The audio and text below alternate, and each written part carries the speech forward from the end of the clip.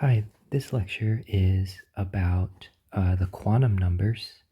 It's the physical significance of the quantum numbers for hydrogen-like atoms.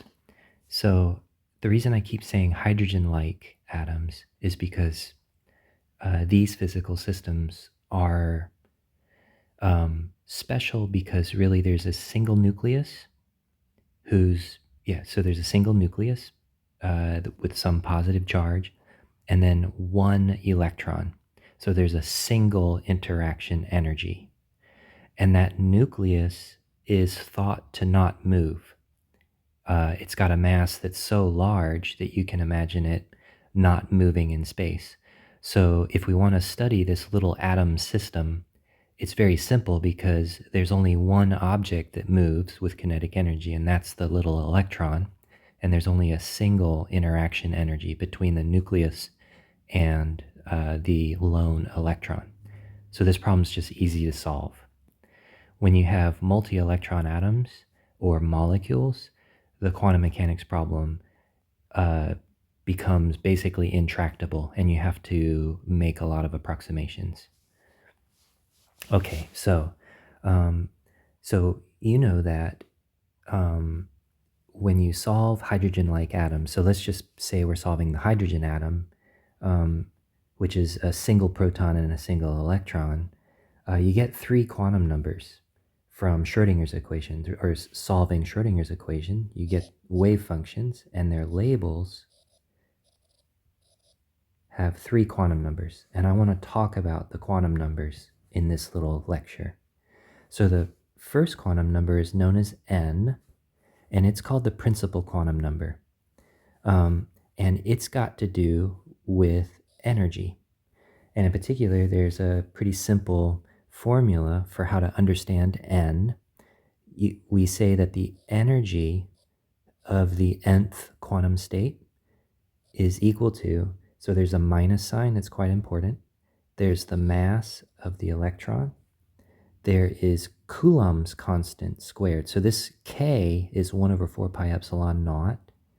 And then there's the charge of the electron, essentially, but raised to the fourth power. This is actually the common charge of the nucleus for the hydrogen atom, which is just E, and also the charge of the electron, which is negative E. All right, and then divide by twice, and then here's the quantum mechanics. So Planck's constant, h bar squared, on the bottom, and then there is the n squared. So here's the quantum number, and the n values can be 1, 2, 3, and on up to, you can imagine going to infinity. But infinity is, so n goes to infinity is the situation where our atom has completely fallen apart, right? Yeah. So anyways, so these are the quantum numbers, and you notice that n takes on energy values. N cannot be 0, right? I mean, it doesn't make any sense. If you put 0 in the bottom here, you get infinity, or negative infinity for the energy. Yeah, so 0 is not allowed, but 1 up to positive infinity is allowed, but only the integers, right? So so here's energy quantization, right here. So the only values of energy that you will discover your atom to have are these values, where n takes on the integers, right? So this constant stuff out front, so minus m sub e k squared e to the fourth over twice h bar squared. So everything except the n squared is about negative 13.6. The units are in energy. So we can also write down the energies, and this is in particular for hydrogen atoms. So this is when the number of protons we're talking about is 1. So E sub n, the energy levels, have values of minus 13.6 eV over n squared. Yeah, so no big deal. So this is a nice thing to have. You have to remember that you're only talking about hydrogen-like atoms that are actually hydrogen atoms, right? So single proton atoms. Yeah, and then this is the slightly more generic form right here. But if you go and you look up the mass of the electron, look up Coulomb's constant, K, 1 over 4 pi epsilon naught, right? Look up the charge of the electron and Coulomb's, or actually, you know what? Yeah, I welcome you to go and look up these values, and you can calculate the 13.6 EVs yourself, right? This is different in joules, right? So, but that's, yeah, so you could figure this out in joules if you wanted as well. But because we're talking about atomic energies, the energies are atomic scale energies, right? And they're going to, electron volt is a natural unit to use because you get tens of electron volts or 5 electron volts or 1 electron volt for the typical energy level transition in a hydrogen-like atom. Okay, so that's all I got to say. Or actually, that's not all I have to say. So, the quantum numbers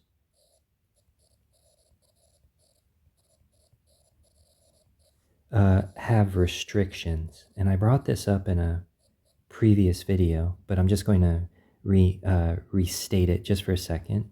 So n takes values 1, 2, 3, on and on, right? So just integers, excluding 0 and excluding any negative values. But then also L takes the values of 0, 1, up to n minus 1. So for example, if n equals to 2, L can be 0, 1, but not 2, right? If n equals to 2, the possible values for L are from 0 and in integer steps up to n minus 1. So if n equals to 2, 2 minus 1 is 1, and L can only take the values of 0 and 1, right? Or 0 or 1. Let me say or. So let me see. Yep. So 0 or 1. Another example is if n equals to 4, then L can be 0, 1, 2, or 3. But L cannot take value 4 or etc. And these restrictions actually come from having done the differential equations math of Schrodinger's equation. So they're just restrictions that come with solving the problem mathematically. And then M sub L can only take values. So M sub L's restrictions show up after you decide which L value you care about. And the L values are restricted themselves by which value of N you're talking about. So they're sort of like dependent restrictions. M sub L can only take values that start from minus L.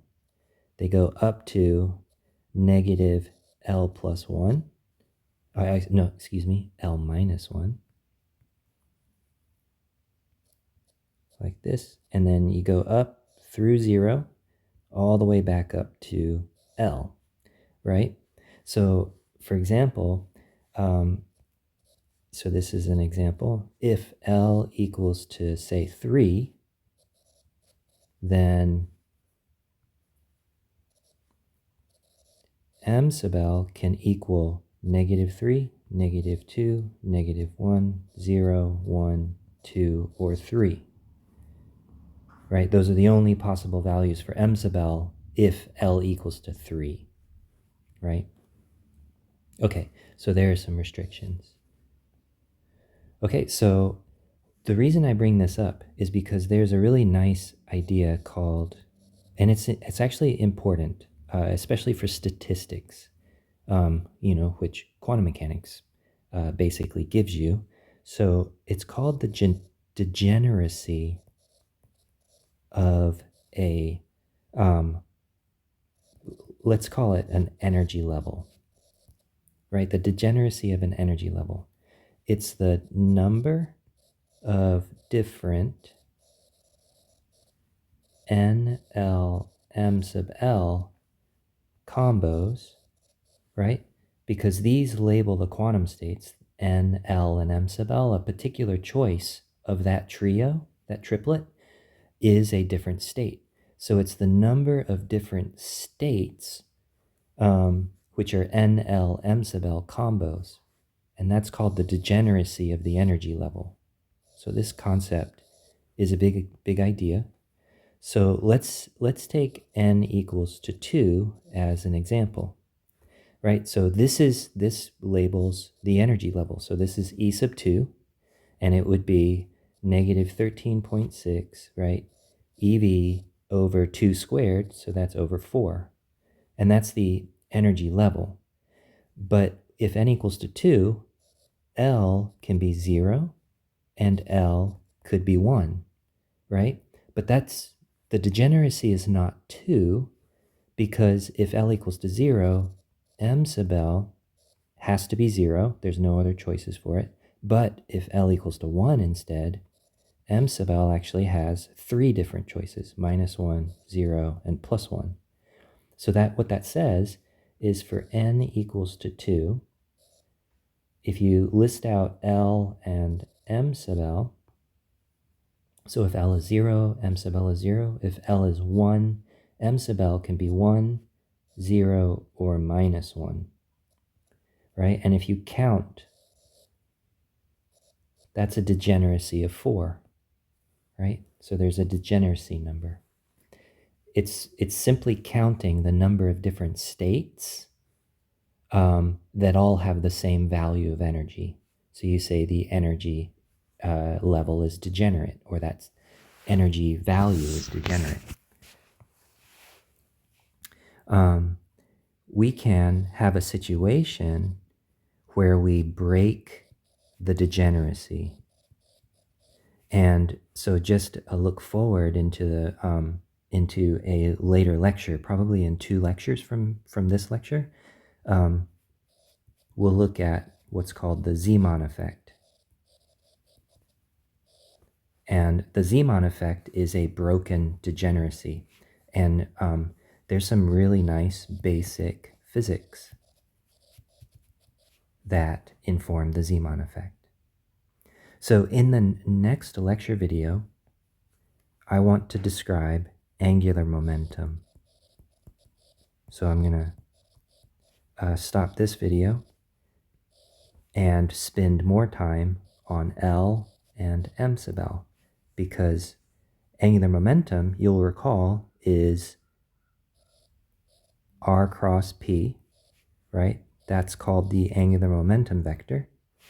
And r, for us, for our system, is where is the electron, and p is how is the electron moving, right? So we are going to think about our atom and wonder about how is our electron swirling, right? How is it moving? And the angular momentum is associated with this swirling, but actually that's what these quantum numbers are about. So these are angular momentum quantum numbers.